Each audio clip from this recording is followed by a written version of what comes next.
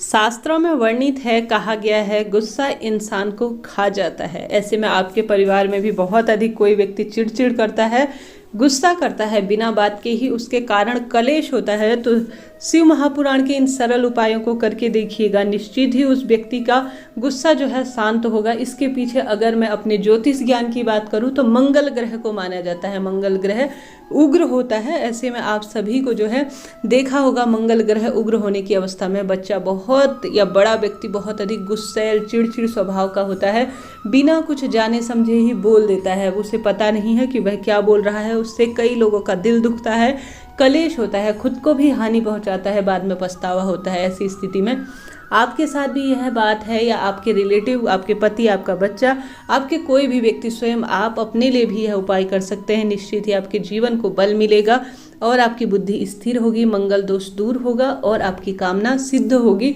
और बौद्धिक विकार जितना शांत तरीके से अपनी बात कही जाए, सुनी जाए, उतना बेहतर माना जाता है। गुस्सा तो इंसान की बुद्धि और वह मन से नहीं चाहता। कभी भी आपने देखा होगा कोई भी व्यक्ति गुस्सा करता है, मन का वह सबसे कोमल होता है, गुस्सा जो है बुद्धि को भ्रमित कर देता है। ऐसी स्थिति में वह दिल से गलत नहीं है, बस उसका कुछ इस तरह की परिस्थितियां होती हैं, आदत होती है, जिस कारण से यह हो जाता है। तो सभी चीज़ों का समाधान हमारे शास्त्रों में है, तो आप सभी को यह सरल सा उपाय करना चाहिए। निश्चित ही आपको लाभ मिलेगा।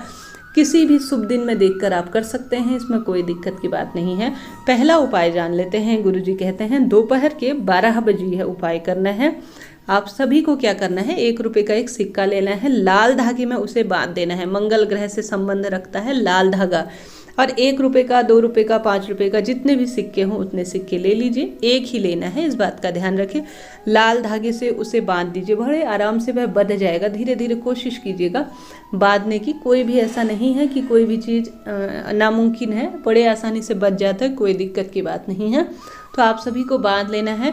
उस आदमी का, जो भी व्यक्ति है या महिला है, नाम और गोत्र बोलकर किसी भी सुनसान या तो चौराहे पर गुरुजी कहते हैं उसे छोड़ दीजिए, या पीपल वृक्ष के नीचे उसे छोड़ कर आ जाइए।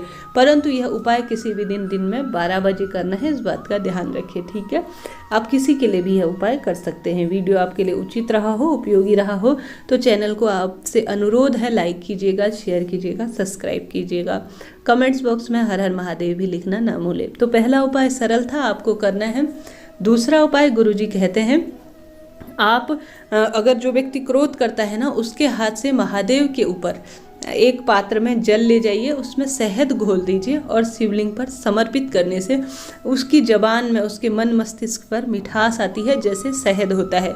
तो इस सरल से उपाय को भी किसी दिन आप कर सकते हैं। जल का पात्र जब भी वह ले जाए ना मंदिर में, उसमें थोड़ा सा 1 चम्मच शहद डाल दीजिएगा। महादेव के ऊपर शहद चढ़ाने के कई लाखों लाभ हैं, आप भी कर सकते हैं, निश्चित ही आपको लाभ होगा। साथ ही आप सभी को एक सरल उपाय और गुरुजी का है, जो मैं ढूंढ कर लाई हूँ। गुरुजी कहते हैं बेलफल। बेलफल आप जानते होंगे, जिसके कई उपाय प्रचलित हैं। बेलफल का जल, जैसे बेलफल का खोखला होता है ना, उसके अंदर गुर्दा निकाल दीजिए, गूदा, और उसमें जल भर लीजिए। शिवलिंग के ऊपर श्री शिवाय नमस्तुभ्यम कहते हुए, अगर वह व्यक्ति करता है तो उसके नाम से करवा दीजिए, नहीं तो आप जो है उसका नाम और गोत्र बोलकर कर सकते हैं। अपने बच्चे का नाम गोत्र बोलकर महादेव पर चढ़ाकर उसका थोड़ा सा जल अपने साथ घर लेकर उस बच्चे से जो है या उस व्यक्ति से आचमन कराते हैं, तो धीरे धीरे उसका जो गुस्सा है, मंगल ग्रह के दोष हैं या उसके कुछ विकार हैं, वह धीरे धीरे सही होने लगते हैं। शिव तत्व उसके जीवन में प्रभावी होने लगता है। तो इस उपाय को भी आप कर सकते हैं, निश्चित ही आपको लाभ प्राप्त होगा। साथ ही गुरुजी कहते हैं, घर में बहुत अधिक कलेश रहता है, गुस्सैल स्वभाव सभी का हो गया है, एक दूसरे की चिड़चिड़ प्रवृत्ति हो गई है, तो आप सभी को कभी भी अपने घर का जो पानी का पात्र है ना, उसे खाली नहीं छोड़ना चाहिए। उसे हमेशा आधे से ज़्यादा भरकर रखना चाहिए। और किसी भी कारण से जो है आप उसी साफ सफाई कर रहे हैं, तो अन्य बर्तन में, रसोई में पानी भरा हुआ होना चाहिए। इससे भी घर पर जो लोगों में चिड़चिड़ प्रवृत्ति होती है, कहीं ना कहीं कुछ ना कुछ दोष होता है, वह दूर होता हुआ सभी के जो है जीवन में खुशियाँ आती हैं। साथ ही गुरुजी कई अन्य उपाय भी बताते हैं, जो मुझे सरलतम उपाय याद आ रहे हैं, वह इस तरह से हैं।